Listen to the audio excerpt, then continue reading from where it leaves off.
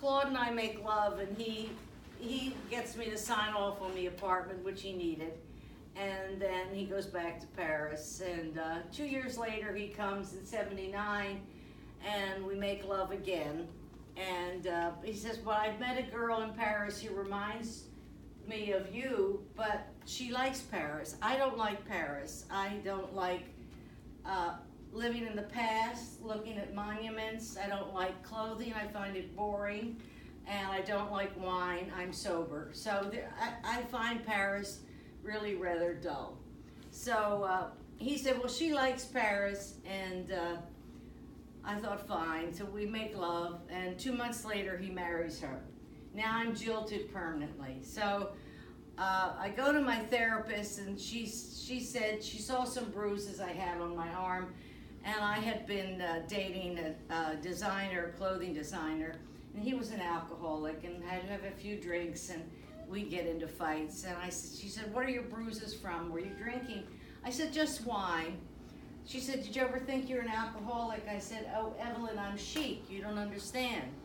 She said, well, your bruises aren't chic. She calls a doctor at St. John's Hospital, and they ask me 20 questions.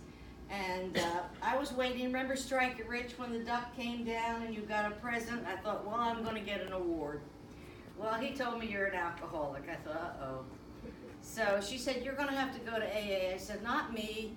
I'm not going to be with a bunch of people in trench coats and whatever. No, that's not for me. She said, well, I'll arrange for you to go with someone. So she arranges for Gordon McCrae to take me to my first meeting. Remember Gordon? Oklahoma, where the wind goes. Remember Gordon McCrae? Mm. So Gordon takes me to my first meeting, and right away I see a movie star at the first meeting. So that whole concept of trench coats was out the window. I didn't understand this, and I wanted to go again to another meeting with Gordon. I said, will you take me to another meeting? He said, only if you don't drink. Well, I never wanted to not drink. I got sober for Gordon. And you learn in AA your defects are your assets. Sometimes you quit things. In other words, people pleasing is not something you should want to accomplish. If you please everybody, there's nobody at home. So in AA, you learn to have, it's about character development. It's about self-esteem.